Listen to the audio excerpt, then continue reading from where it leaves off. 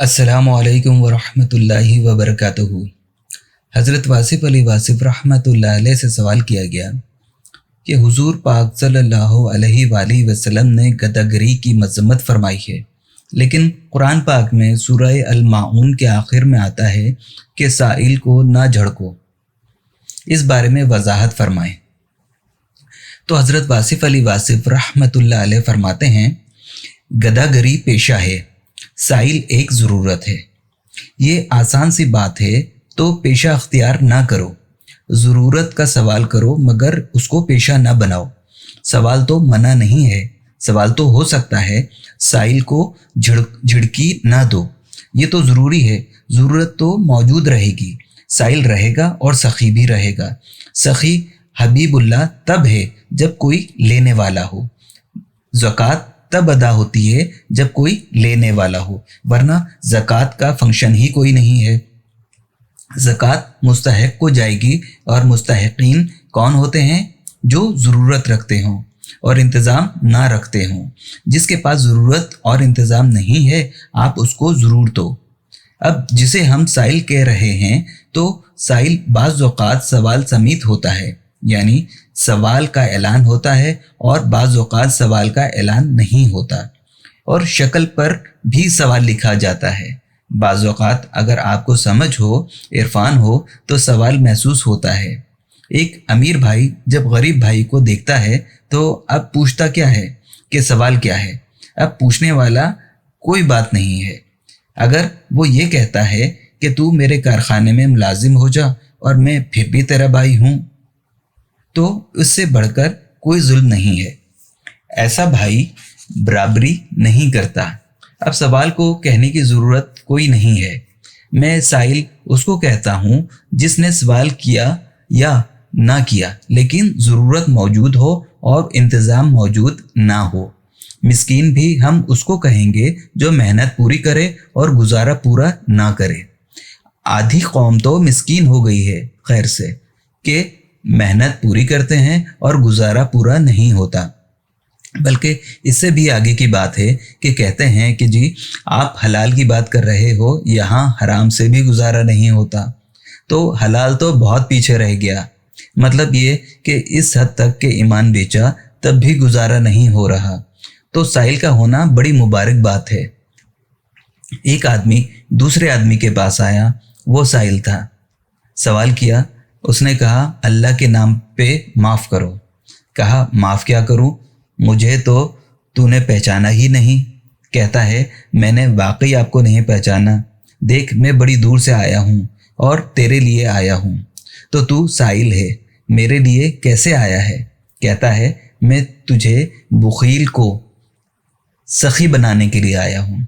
मैं सवाल लेके आया हूँ ताकि तुझ जैसे आदमी को सखी बना दूँ, वरना बुखील ही मर जाओगे। एक और साहिल का सवाल देखो। उसने दरवाज़ा खटखटाया, कहा माफ़ करो। उसने कहा माफ़ करने वाली तो बात ही नहीं, अगर है तो दे दो, नहीं तो तू भी मांगने वाला बन जा।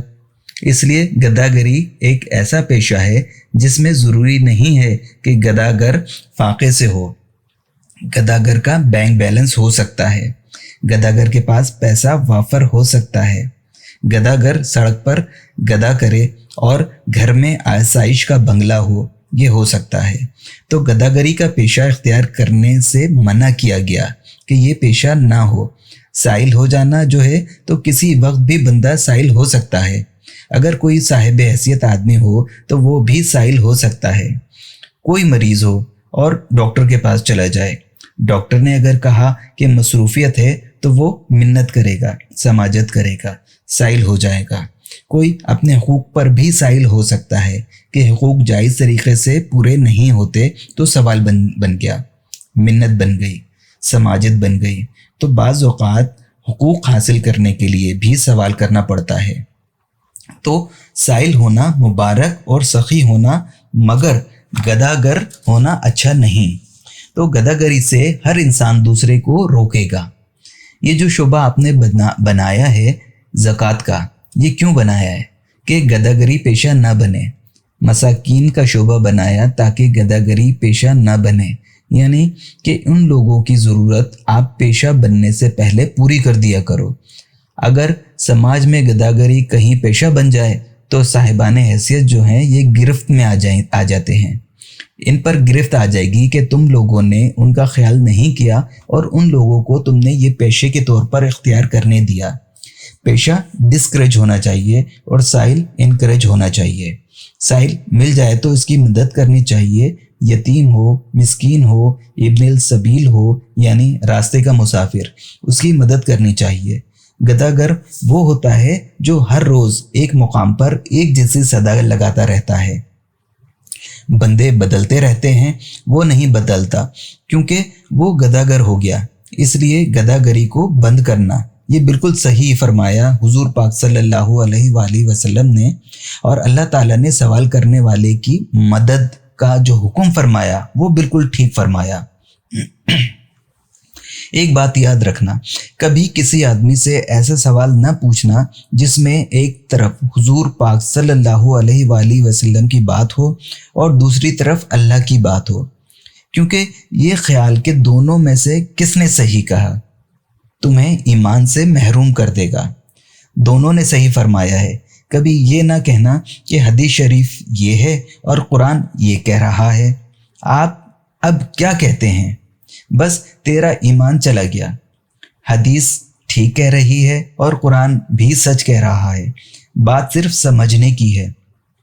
اس لیے یہ یاد رکھنا کہ بات صرف سمجھنے کی ہے تو پہلے اس کو سمجھنے کی کوشش کرو۔ قرآن کی بات اگر قرآن کے مقابلے میں آ جائے تو دونوں باتیں ٹھیک ہیں کہ تم پر تکلیف آتی ہے مگر اللہ کے حکم سے آتی ہے، اور قرآن کا حکم ہے تم پر تکلیف نہیں آتی مگر تمہارے اعمال کی وجہ سے۔ کون سی بات سچی ہے؟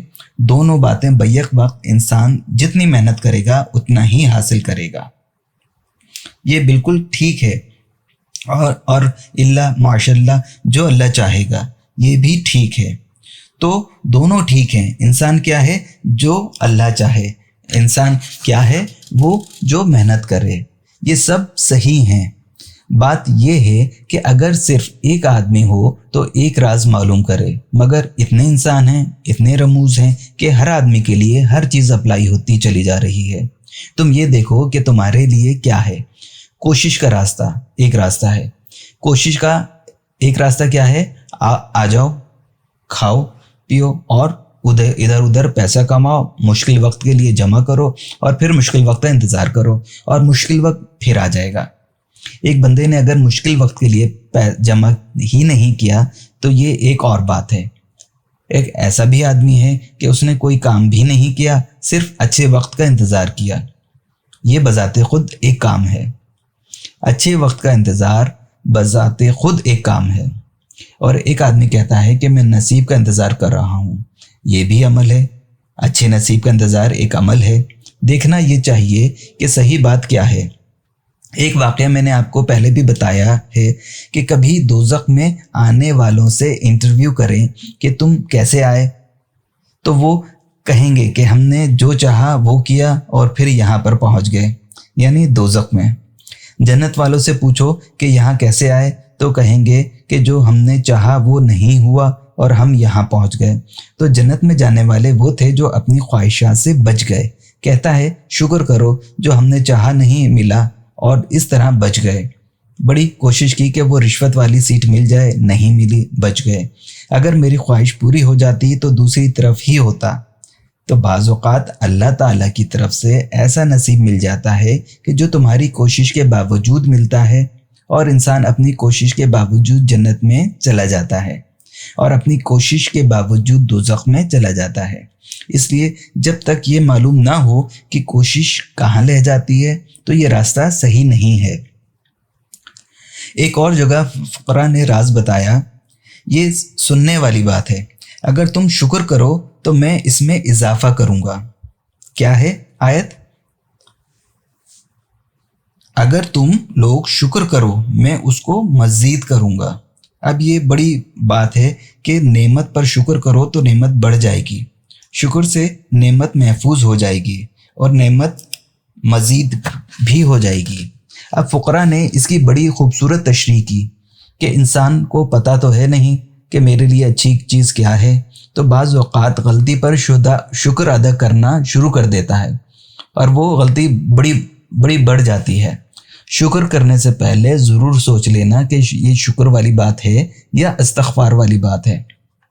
ایسے شکر نہ کر دینا ورنہ تکلیف بڑھ جائے گی کہ اچانک بیٹھے بیٹھے کہیں سے خیال آیا اور صبح صبح دعا مانگی، گھر میں حالات کمزور ہیں، یا اللہ کوئی سبب بنا، دفتر گئے تو پٹواری صاحب آ گئے اور پھر انتقال ہو گیا زمین کا، حالات بہتر ہو گئے کہ پیسے تمہارے نام ہو گئے، نتیجہ یہ کہ بڑا شکر ہو گیا۔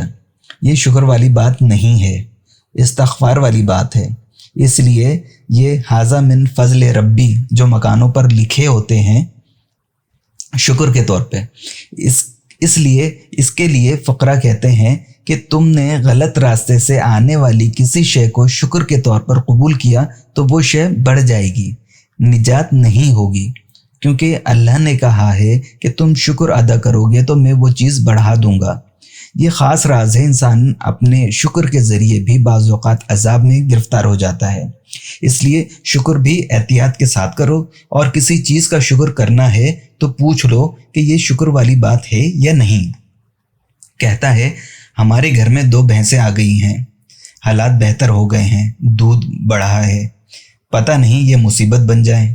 اس لیے جو چیز تم شکر کے طور پر مانگ رہے ہو عین ممکن ہے وہ تمہارے لیے وبال جان بن جائے۔ اس لیے اپنے شکر کا جائزہ لینا چاہیے۔ اللہ تعالیٰ نے فرمایا کہ تم شکر کرو میں اس میں اضافہ کروں گا۔ جس دن بادشاہ بنا، بادشاہ شکر کرتا ہے کہ تم نے مجھے بادشاہی دے دی۔ وہ آدمی جس کا آنا اچھا تھا اور جانا اچھا نہیں تھا، جب وہ بادشاہ بنا ہوگا تو شکر کیا ہوگا۔ آنا تو اچھا ہوتا ہے سب کا، لیکن جانا اچھا ہے یا نہیں ہے۔ تاریخ کی کتاب پڑھو گے کہ جس آدمی کا آنا اچھا ہو اور جانا اچھا نہ ہو، جس دن وہ آیا ہوگا اس نے شکر ادا کیا ہوگا، شکر سے اس کا اسٹے رہا ہوگا، بعد میں وہ شکر جو ہے وہ ایک گرفت بن گئی۔ آپ یہ بات بھی سن لو کہ مرتبہ عذاب بھی ہے اور انعام بھی ہے۔ مرتبہ عذاب کب ہے؟ فرعون کے پاس مرتبہ ہے اور اللہ کے محبوبوں کے پاس مرتبہ ہے، دونوں مرتبے ہیں۔ مرتبہ عذاب کب ہے اور مرتبہ انعام کب ہے؟ مرتبہ عذاب اس وقت ہے جب صاحب مرتبہ مغرور ہو جائے اور مرتبے میں مصروف ہو جائے اور مرتبہ اس کو یاد الہی سے غافل کر دے، جب وہ اپنے آپ کو دیکھتا رہے، نمایاں کرتا رہے اور یاد حق کو فراموش کر دے۔ اور مرتبہ نعمت اس وقت ہے جب وہ مرتبے کی وسعت اور اختیار کے ساتھ عوام کی خدمت میں مصروف ہو جائے۔ مرتبہ اس وقت انعام ہے، یہ بھی دیکھنا چاہیے کہ آپ کے مرتبے، آپ کی جاہ، آپ کے مال، سب کچھ عذاب بھی ہو سکتے ہیں اور انعام بھی ہو سکتے ہیں کہ اللہ کی باتوں میں اگر کہیں آپ کو تضاد نظر آ جائے تو سمجھو کہ دونوں باتیں صحیح ہیں، تو یہ آپ کے لیے بیک وقت بھی صحیح ہیں کہ آپ نے زندگی کے مختلف فیزز میں سے گزرنا ہے، اور ہر آدمی کے لیے صحیح ہے۔ یہ بات سمجھ آئی آپ کو؟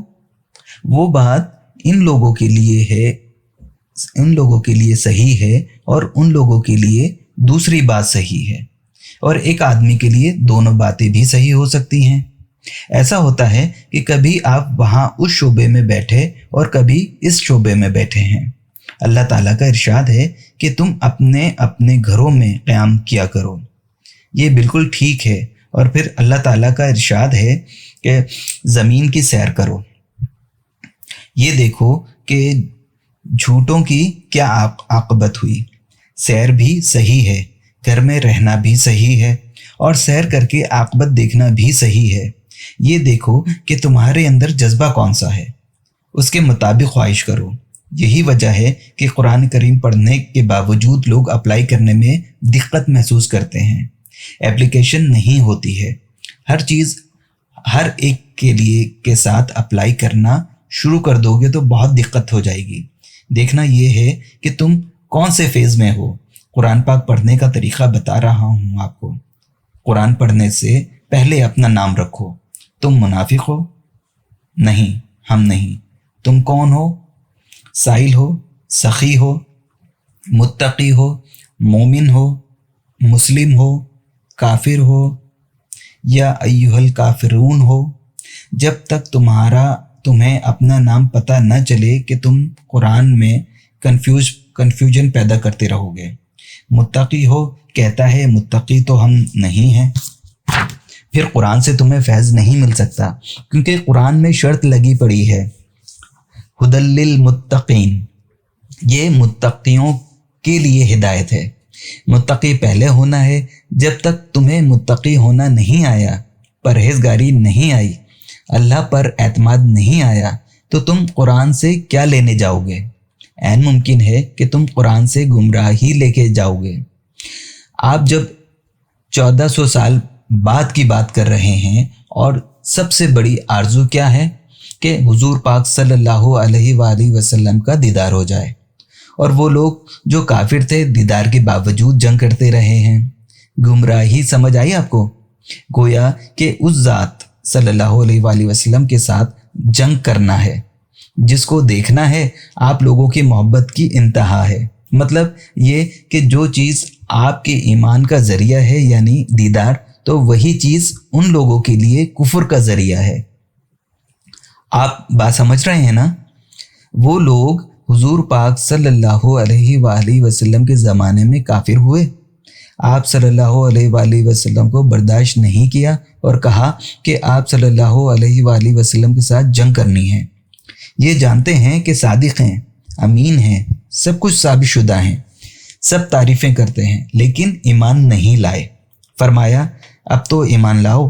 कहने लगे कि आप सल्लल्लाहु अलैहि वसल्लम सच्चे हैं, आपकी बात सच्ची है, लेकिन क्या करें, हमारा कुफ्र पक्का है। आप बात समझे? गोया कि जब तक कोई मुत्तकी ना हो तो कुरान से फैज़ नहीं मिलेगा। मुत्तकी कौन होता है? हुजूर पाक सल्लल्लाहु अलैहि वसल्लम ने फरमाया कि अल्लाह है, तो मुत्तकी ने क्या कहा? अल्लाह है। तो मुत्तकी ने गवाही को इंडोर्स कर दिया। तो फरमाने लगे, तो फरमाने वाले ने अल्लाह को देखा होगा, और ये आपका तजर्बा तो है ही नहीं। आपको यकीन कैसे है कि अल्लाह है? आप समात पर यकीन रखते हैं कि हमने सुना है। किससे सुना है? मोतबर ज़ात से सुना है।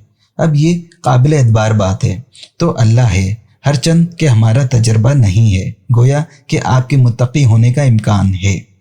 फरिश्ते भी हैं, देखे हैं आपने। और अगर कोई शख्स कह दे कि सबूत दे दो, तो इन बातों का सबूत नहीं है, बल्कि इन बातों का ईमान ही है।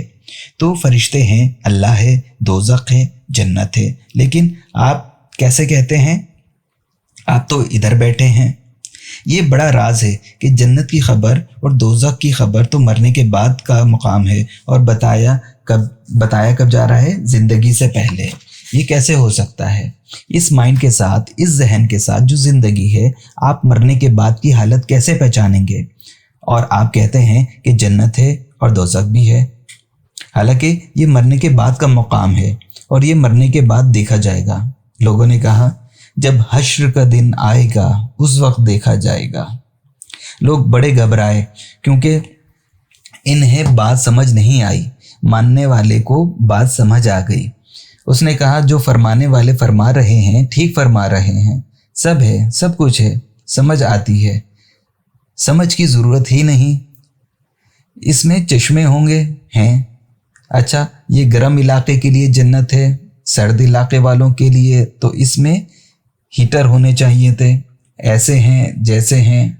अब ये बात सिर्फ किसी मुत्तकी को तस्लीम होगी, बाकी के लिए तहकीक होगी। हुजूर पाक सल्लल्लाहु अलैहि वसल्लम ने फरमाया कि मेराज हो गया। लोग गए आप सल्लल्लाहु अलैहि वसल्लम के मानने वालों के पास कि अब बोलो, ऐसी बात फरमाई है। आप सल्लल्लाहु अलैहि वसल्लम ने कि मेराज हो गया, अल्लाह के पास चले गए, सिदरतुल मुंतहा का मुकाम हो गया, बल्कि इससे आगे का मुकाम हो गया, क़ाब क़ौसैन का मुकाम हो गया। अल्लाह से मुलाकात हो गई। उन्होंने पूछा कि कौन फरमा रहे हैं? आप सल्लल्लाहु अलैहि वसल्लम फरमा रहे हैं। अगर उन्होंने फरमाया तो ठीक फरमाया है, मेराज क्या है? बस है, اس پہ بحث کی بات کیا ہے، جسمانی ہو یا روحانی؟ تمہیں روحانی ہونے سے کیا فائدہ ہوگا، جسمانی ہونے سے تمہیں کیا تکلیف ہوتی ہے؟ یعنی کہ اللہ کا دین جو بتا رہے ہیں، جو اللہ کے ساتھ ملا کے آپ کو کلمہ پڑھا رہے ہیں، وہ جسمانی معراج کریں تو آپ کو کیا حرج ہے، اور اگر روحانی ہو تو آپ کو کیا فائدہ ہوگا؟ یہ کس نے پیدا کیا؟ بات کے بھیجے ہوئے علماء نے۔ جسمانی کیسے ہو سکتا ہے جی؟ ٹرانسپورٹیشن کیسے ہو سکتی ہے جی؟ وہاں کا میڈیم کیا ہے؟ میڈیم یہ ہے کہ جس میڈیم کے ذریعے الہام آ رہا ہے، اس میڈیم کے ذریعے بندہ بھی جا رہا ہے۔ کلام آتا ہے، چل کے آتا ہے یا گاڑی پہ آتا ہے، کوئی شے آتی ہے تو پھر آتی ہے۔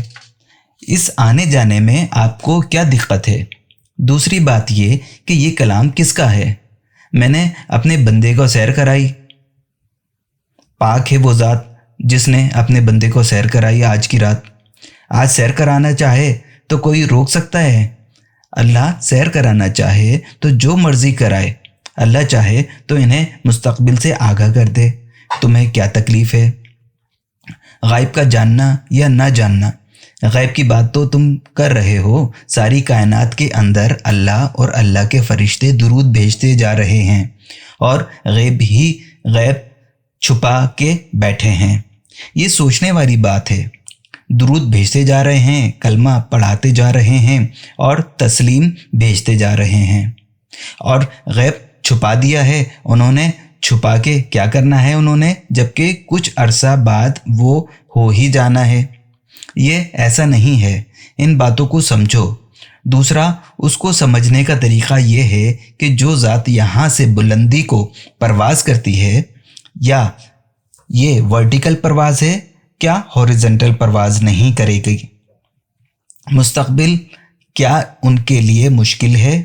ماضی کا آپ کو پتہ ہے کہ امام الانبیاء بھی آپ صلی اللہ علیہ وآلہ وسلم ہیں، کلمہ بھی آپ ہیں، ملاقات کے بغیر بھی امام ہیں۔ جو ذات ماضی کے انبیاء کے امام ہے، وہ مستقبل کے اولیاء کی بھی امام ہے۔ پھر فکر کیا ہے؟ بغرض محال ایک ذات موجود نہیں ہے تو آپ کا کلمہ جائز ہی نہیں ہے۔ آپ کلمہ حال کا پڑھ رہے ہو، ماضی کا پڑھ رہے ہو۔ نہیں ہے کوئی معبود مگر اللہ ہے، اور محمد صلی اللہ علیہ وآلہ وسلم جو کہ رسول تھے ہیں۔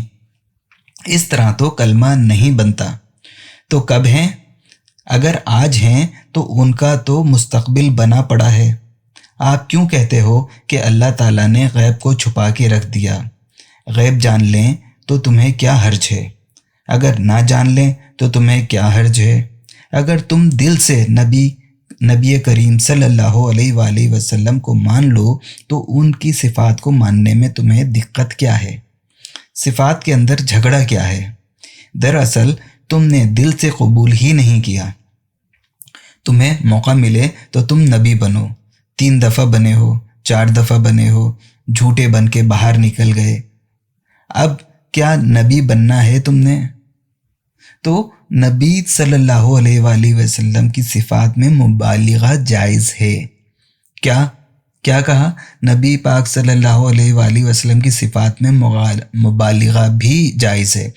جس طرح کہ محبوب کی صفات بیان کی جاتی ہیں، اللہ کی شان ہے کہ ادھر سے تعریف فرما رہے ہیں اور ادھر سے گزار رہے ہیں مچھلی کے پیٹ سے، اور کہتے ہیں سلام علی یونس، سلام علی نوح، سلام نوح پر، اور بیٹا دریا کی نظر ہو رہا ہے۔ یہ اللہ تعالیٰ کی بادشاہیاں ہیں۔ سلام اپنی جگہ پر، لہٰذا اللہ کی عطا دیکھو کہ میں نے یہ کائنات نہیں بنائی تھی مگر آپ صلی اللہ علیہ وآلہ وسلم کے لیے۔ اب کائنات میں مستقبل ہے یا نہیں ہے؟ جس کائنات کے باعث تخلیق آپ صلی اللہ علیہ وآلہ وسلم ہوں تو باعث مستقبل بھی آپ صلی اللہ علیہ وآلہ وسلم ہوئے۔ تو باعث جو ہے وہ بے خبر ہو سکتا ہے؟ باعث بے خبر نہیں ہو سکتا، لہٰذا اس میں دقت والی کوئی بات نہیں ہے۔ تو میں یہ کہہ رہا تھا کہ قرآن پاک کو سمجھنے سے پہلے آپ اپنا مقام مقرر کرو کہ تم ہو کون۔ منافق ہو تو قرآن سے منافق بن کے ہی نکلو گے۔ اگر تحقیق کے لیے گئے ہو تو تحقیق قرآن سے نہیں ملے گی، تحقیق ذات سے ہوگی۔ بیان سے آپ تحقیق نہیں کر سکتے، یہ اللہ کا کلام ہے۔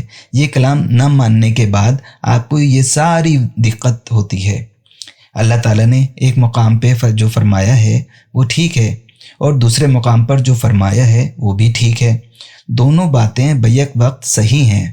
تو میں یہ بتا رہا تھا کہ کبھی ایسا سوال آ جائے کہ حدیث پاک کی بات اور لگے، قرآن پاک کی بات اور لگے، تو ایسا سوال بنا کے کسی کے سامنے پیش نہ کرنا۔ یا تو اس کا ایمان نہیں رہے گا یا تمہارا ایمان نہیں رہے گا۔ دونوں باتیں صحیح ہیں، بس بات سمجھنی چاہیے۔ تو کبھی مقابلہ نہیں کرنا چاہیے، کبھی مقام کا مقابلہ نہیں کرنا کہ اللہ کا مقام کیا ہے، پیغمبر کا مقام کیا ہے، ان دونوں میں بڑا کون ہے۔ اگر آپ پیغمبر صلی اللہ علیہ وآلہ وسلم کی بات سنیں تو انہوں نے فرمایا کہ اللہ ہے اور وہ اللہ کی عبادت کرتے ہیں۔ یہی مقام ہے کہ وہ اللہ کی عبادت کرتے ہیں تو اللہ معبود ہوا، اور آپ صلی اللہ علیہ وآلہ وسلم عابد ہوئے۔ اس لیے جو سجدہ کرنے والا ہے اس کا مقام کیا ہے؟ ساجد کا۔ جس کو سجدہ کر رہا ہے اس کا مقام مسجود کا ہے۔ یہ سب طے ہو گیا، دونوں ہی بلند ہیں، بہت بلند۔ لیکن آپ یہ دیکھیں کہ سورج کی نسبت سے نچلی منزل دور ہے یا اوپر والی منزل دور ہے۔ سورج کے لیے سب برابر ہیں، یعنی سورج کے مقابلے میں، انفینٹی کے مقابلے میں سمندر میں سے ایک دریا نکل جائے تو کتنا فرق پڑے گا؟ کوئی فرق نہیں پڑے گا۔ اور اگر 4 دریا مل جائیں کوئی فرق نہیں پڑے گا۔ اللہ بھی بلند سے بلند ہے، اور اللہ کے محبوب صلی اللہ علیہ وآلہ وسلم کی ذات بھی بلند سے بلند ہے۔ ان دونوں کا احاطہ ہو سکے تو ہم باپ کے بتائیں، ماپ کے بتائیں، ہمارے لیے دونوں ہی برابر ہیں۔ کبھی ذاتوں کا مقابلہ نہ کرنا، دونوں کے دم سے ہمارا کلمہ مکمل ہوتا ہے۔ تو سوال بتانے سے پہلے کبھی نہ کہنا کہ وہ بات کیا ہے اور یہ بات کیا ہے، دونوں صحیح ہیں۔ قرآن پاک کے تضاد کی باتیں بھی صحیح ہیں۔ پہلے اللہ نے فرمایا یہ، پھر فرمایا وہ۔ پہلے نبی بنی اسرائیل کے لیے خیر کے کلمات فرما دیے، پھر کہا تم گمراہ ہو گئے ہو۔ دونوں باتیں صحیح ہیں، سب باتیں صحیح ہیں۔ اللہ نے جو فرمایا وہ کیا ہے؟ صحیح ہے۔ سمجھ آئے تب صحیح ہے، نہ سمجھ آئے تب بھی صحیح ہے۔ اللہ کریم حضرت واصف علی واصف رحمۃ اللہ علیہ کے درجات کو بلند فرمائے، آمین۔ السلام علیکم ورحمۃ